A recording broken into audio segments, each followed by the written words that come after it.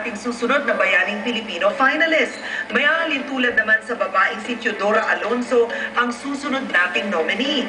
Matatandaan, si Ginang Teodora ang nagsilbing unang guro ng kanyang mga anak at ng ating pambansang bayani na si Dr. Gat Jose Rizal. Oo, Karen, guro din si Beatriz Evangelista. Pero di tulad ng nanay ni Dr. Jose Rizal, di siya nagkaroon ng sarili niyang anak. Pero gayunman, naniniwala siyang mahigit pa sa 1,000 mga anak ang natagpuan niya dahil sa pagsisilbi niya sa mundo sa likod ng rehas.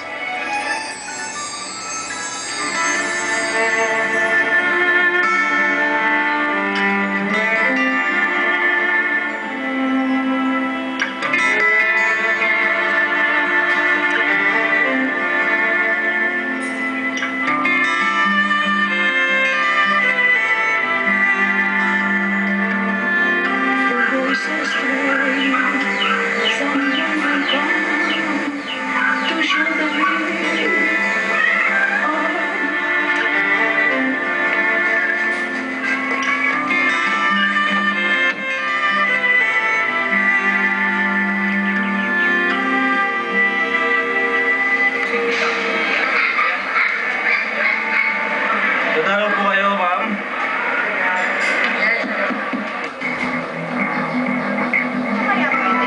Dito sa Quezon City Jail, intended dyan only for 700 or 800 maximum.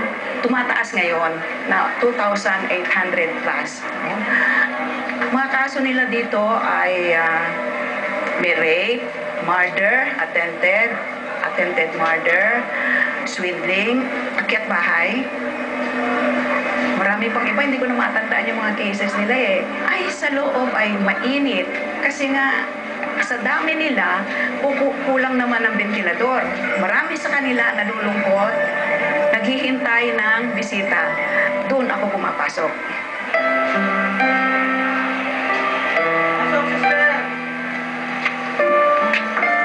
Ako ay pumupunta doon ng Friday kasi meron akong klase. Yung RJ school na tinatawag na ang itinuturo ko ay gospel and values based on good citizenship. Pero meron yung everyday ako naroon. So, nagiging bisita din ako doon. At kung ano yung kailangan nila, kung kaya kong dalhin, dinadala ko.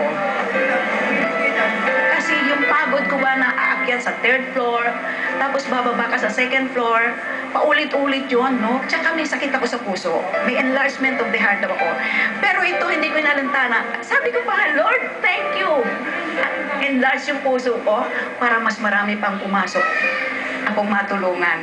Dati, isang guro ako, math and physics, ang parati kong tinuturo. Nag-retire ako. Gusto kong mag-mission. Hindi ko alam kung ano. 1998, Ash Wednesday. Sabi ko, Lord, I will make a sacrifice. I will listen. Nakinig ako.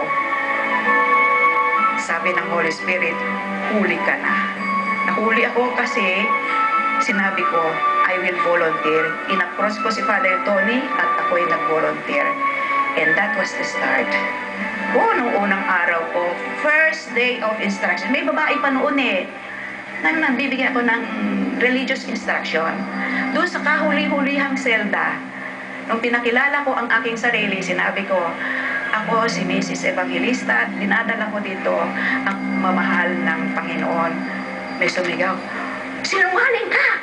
Anong pagmamahal ang sinasabi mo? Bakit? Mapapalaya mo ba kami? Mabibigyan mo ba kami na ang dami na niyang sinabi? Mabibigyan mo ba yung mga pangangailangan? Tumingala ako sa langit. Narinig kong boses. Susuko ka na. Sabi ko, hindi, Lord. Hindi kami mapapalaya niyan. Minsan talagang sagutan kami ng mga emails. Meron yung talagang binabanatan ako kung sabihin kong gano'n. Pero iniisip ko, kung si Christ, na-crucify, ang leader ko, nasaktan, bakit ako? So follow your leader. Kaya, nagpatuloy ako.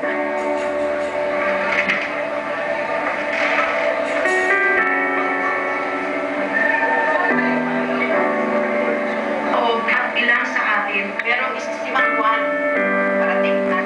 Malaya na ba kayo sa inyong sarili? sariling kalooban. Sinasabi niyo ba parang, bakit ako naririto? Nananampalataya ba ba kayo sa Panginoon na isang araw ay lalaya kayo? Biyaya ng Espiritu Santo, liwanag ng Espiritu Santo, tatanggapin mo para yung iyong gagawin. Pananampalataya, walang gawa ay patay. Lord, let your sweet healing power. Pag meron akong nakakausap at kinukumbinsi ko rin silang pumaroon sa Quezon City Jail, ang sasabihin, bakit ka nagtsitsaga doon? Yung mga tao doon masasama. Dapat lang sila magpasausahan. Sabi ko sa sarili ko, kung alam nyo lang, dahil tayo, hinuhusgahan natin yung mga taong naroroon. Hindi sila lahat ay masama. Marami doon ay biktima rin ng mga circumstances.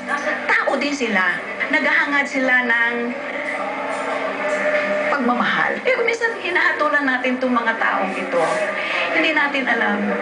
Kung masama man sila, tayong nagsasabing magagaling, mababait, anong ginagawa natin? Gaya nga rampant ang kaguluhan because good people do not do anything. Bigyan natin sila ng pagkakataon na umangat. Restore their dignity. Malaki na may tutulong sa kanila. Basta buksan mo yung puso mo sa kanila at bigyan mo sila ng pag-asa na may bukas pa. Magkwentuhan ulit tayo, ha? Dati nainitin ang ulo ko eh. Bago ako maging mayor, eskulero pa lang ako nainitin ang ulo ko. Nung nakilala ko siya, nagbago. Yung malamig na, dinadaan ko na lang sa pananalita yung pagsasabihan ko yung taong nagkasala. Dito talaga siya nahingan ko ng tulong. Kagaya nga pagka talagang may hirap na ako, lalapitan ko siya. Sister Betty, may problema ako eh. Ibig siya mag-advise, sabi ko. Ito, advise niya ako. Panginoon, salamat po sa pagkakataong ito. Dito na po ito. Wow! Wow! Paggawa namin po para sa inyo na dinadala po ninyo yung mga papel. Tatanggap po ba? Opo. Yung kanya, yung sa Yema? Opo. Oo. Yun na po yan ang mga bagay na po na inuuna po, nagkaroon na lang po ako. Thank you! Tatlo yan, ha? Opo. I love you! Sana madagdagan pa ang buhay mo para makapag-service ka pa sa amin. Nandito pa kayo sa amin at dito sa mga kawawang kapatid natin dito sa city. Sana bigyan ka pa ni Lord ng lakas at more power and mag-i-enjoy ka sa amin. Hindi mo kami iwan ng mga kasama natin. Amen! Amen. Sige. 13 years na ako. Nung una, panay na panay ang riot. Pero ngayon, so far, wala akong nakitang riot. Pag may nag-aaway doon, siyempre hindi mo naiiwasan ng away. Meron at merong lalapit at sasabihan, pare, pasensya na, pasensya na. Sila din. Kita nyo yung sa misa, nakita ninyo kung paano sila mag-participate sa mass. Buhay na buhay. Doon yung nakikita talaga ang mga taong nangangailangan. Kapit sila sa Panginoon. Wala silang ibang makapitan. Pag masaya sila, masaya na rin ako. Is want to try to die and say, thank you, Lord! These people you have loved. Ito, nadala ko yung message mo sa kanila. Kung maramihan yun, mabuti na on. Ano yung plano ninyo nun? Yung plano nyo sa card? Marami siyang sakripisyo ng ginagawa para sa amin eh.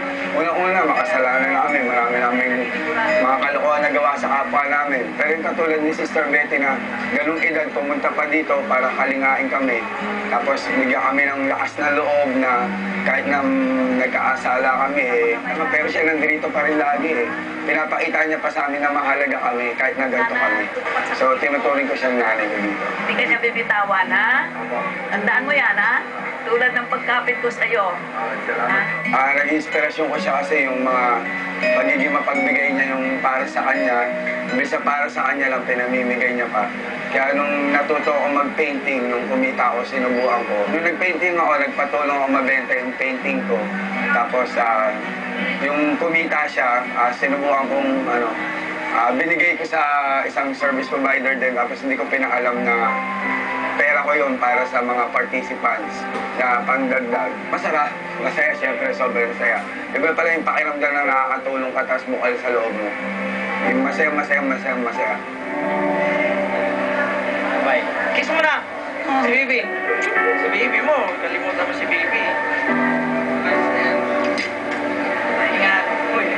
Bye-bye. Kung ordinaryo ka lang tao na wala kang puso para sa katulad ng mga nandito sa Quezon City Jail na ating mga bilanggo, hindi mo magagawa. Si Sister Betty halos araw-araw nandito. Binubuhos niya yung oras, panahon, nagtuturo ng values. Halos araw-araw, ini-individual niya yung may problema ng tao, hindi nagsasawa. Sa kabila ng lahat, wala naman siyang kabayaran. Alam mo lang sa akin, ha? Okay, thank you. Bye-bye. Naging tahanan ko na ang Quezon City Jail kasi nandoon yung pamilya ko. Sa bahay, nag-iisa ako, wala. Patay na asawa ko, wala naman akong anak. Eh di wala akong pamilya doon, nakatunga nga lang ako doon. Kaya maligaya ako pag naroroon kasi nandoon yung pamilya ko. Anak ko yun, mga anak ko yung mga naroroon, yung mga nasa Quezon City. Anak ko yun. Kaya hindi ako binigyan, hindi ako pinagkalooban ng Diyos ng anak dahil bibigyan niya ako ng 30,000 anak. Ang pangarap ko sa kanila, gawin nila yung natutunan nila, na itinuro ko sa kanila in their best of their ability. Para paglaya nila, huwag na silang bumalik doon sa kanilang pinanggalingan. Kung hindi, restored na yung kanilang buhay, yung kanilang lost dignity ay naibalik na sa kanila. I love them so much. Even you give me 1 million, sabihin nyo lang sa akin, huwag ka nang pumunta sa Quezon City Jail. Sabihin ko, sa iyo na 1 million mo, akin ang Quezon City Jail.